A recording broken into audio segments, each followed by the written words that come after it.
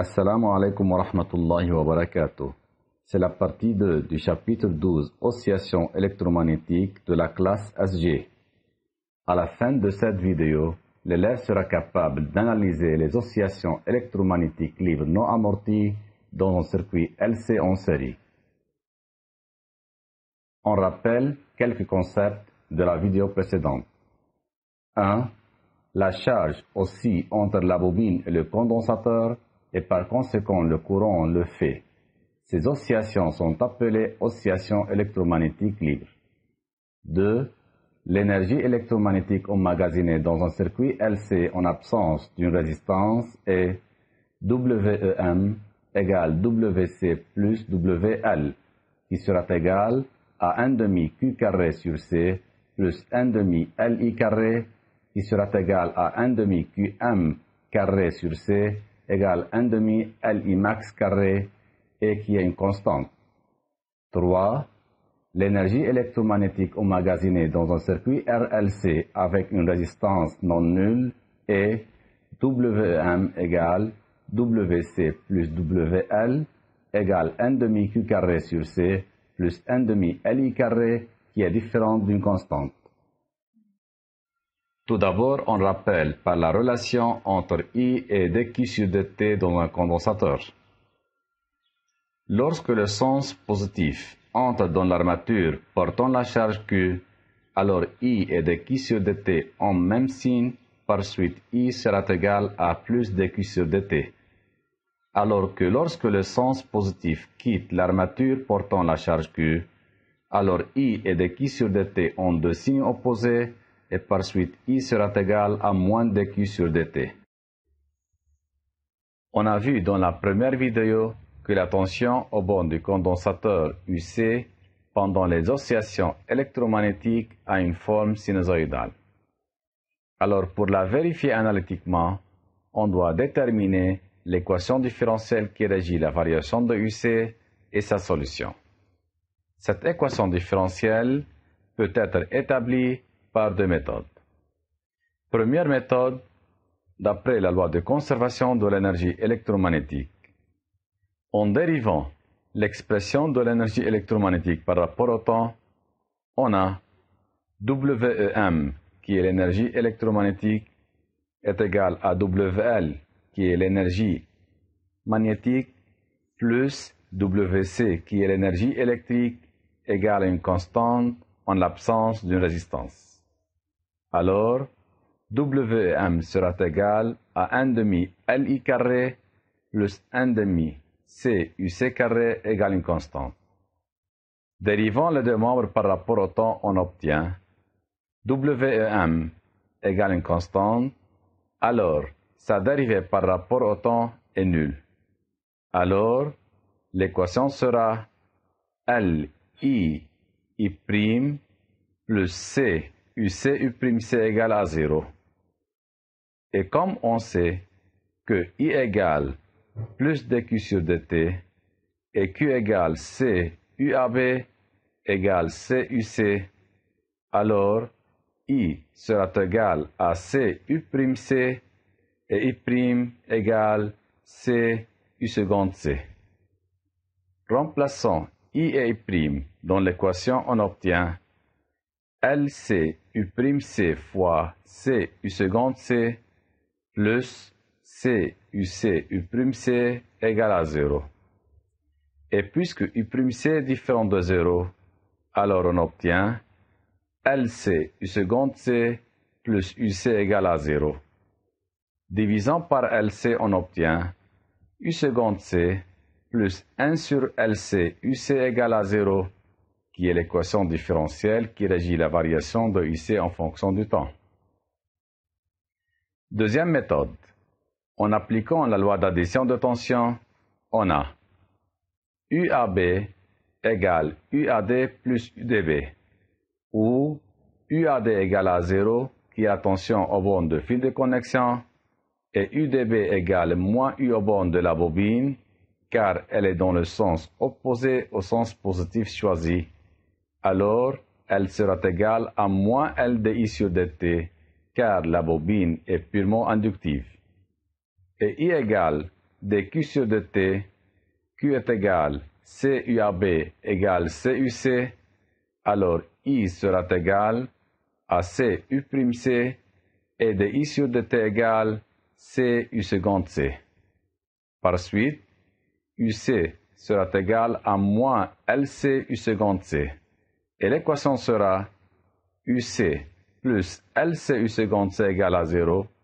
Divisant par LC, on obtient U seconde C plus 1 sur LCUC égale à 0, qui est l'équation différentielle qui régit la variation de UC en fonction du temps. Puisque l'équation différentielle qui régit la variation de UC a la même forme que U seconde C plus oméga 0 carré UC égale à 0, on peut dire que oméga 0 égale 1 sur racine LC, T0 qui est égal à 2pi sur oméga sera égal à 2pi racine LC, et F0 égale 1 sur 2pi racine LC, où F0 est la fréquence propre du circuit LC. Maintenant, cette équation différentielle a la solution générale. UC égale Umax sinus oméga 0t plus phi. Alors, la forme de UC est sinusoïdale. Puisque Q égale CUC, alors Q sera égal à C Umax sinus oméga 0t plus phi. Alors, de même, Q a la forme sinusoïdale. Puisque I égale dQ sur dt égale C dUC sur dt, alors I sera égal à oméga 0 C UM cosinus oméga 0 t plus phi, et de même I a la forme sinusoïdale.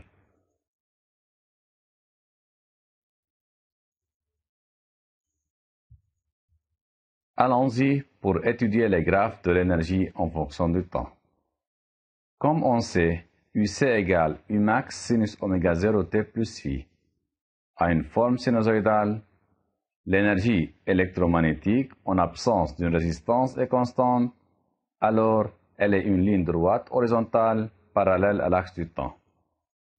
L'énergie électrique est égale à 1 demi C UC carré, qui sera égal à 1 demi C UM sinus oméga 0t plus phi au carré.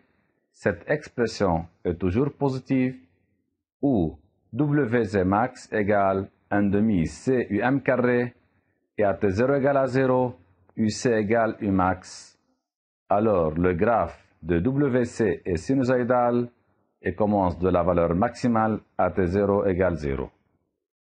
Alors que l'énergie magnétique est égale à 1 demi LI carré, où I est égal CU', alors I sera égal à W0 CUM cosinus oméga 0 t plus phi, alors WL sera égal 1 demi L fois oméga 0 CUM cosinus oméga 0 t plus phi au carré, qui est toujours positif, et WL max égale 1 demi L fois oméga 0 CUM au carré. À T0 égale à 0, I égale à 0, et de même, l'énergie magnétique égale à 0. Donc, le graphe de l'énergie magnétique est sinusoïdal et commence de 0 à T0 égale à 0. À propos de la période propre et celle de l'énergie, on note que la période T des énergies est la moitié de la période propre T0 des oscillations. Application 2. Dans le circuit ci-contre, un condensateur de capacité C égale 2 mF, initialement chargé, est relié à une bobine purement inductive. L'énergie électrique WC et l'énergie magnétique WL du circuit sont représentées dans le graphique ci-contre. On a AT0 égale à 0, UC égale 2 volts et I égale 0 ampère. Question numéro 1. Déterminer l'équation différentielle vérifiant la charge Q du condensateur lors des oscillations électromagnétiques dans le circuit. D'après la loi d'addition de tension, on a UAB égale UAD plus UDB.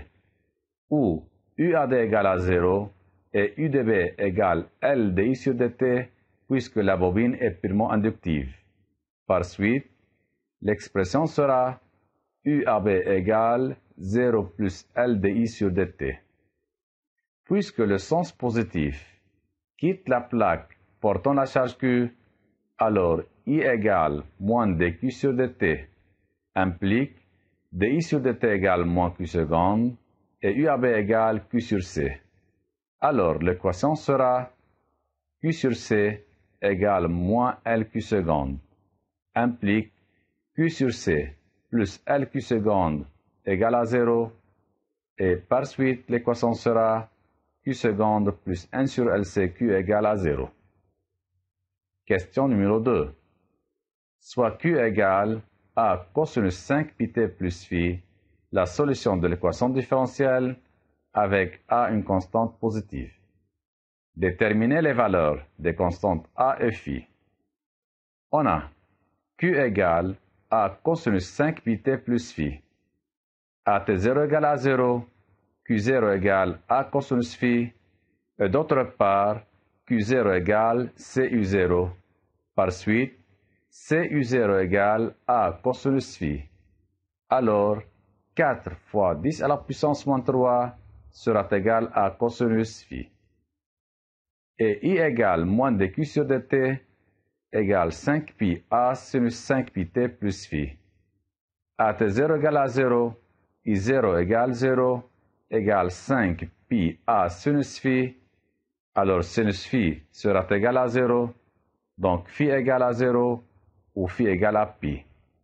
A est positif, alors cosinus phi est positif et par suite phi égale 0 radian. Donc, A sera égal à 4 par 10 à la puissance moins 3 coulombs. Question numéro 3. Déterminer la valeur maximale de l'énergie magnétique WL emmagasinée dans la bobine. Pendant les oscillations électromagnétiques libres non amorties, on a toujours WL max égale WC max égale 1 demi CU max carré. AT0 égale à 0, UC égale 2 volts, alors WC0 égale WC max égale 1 demi C UC0 carré. Par suite, l'énergie magnétique maximale WL max sera égale à 1 demi fois 2 par 10 à la puissance moins 3 par 2 au carré égale 4 par 10 à la puissance moins 3 joules. 4. Déterminer la valeur de l'inductance L de la bobine.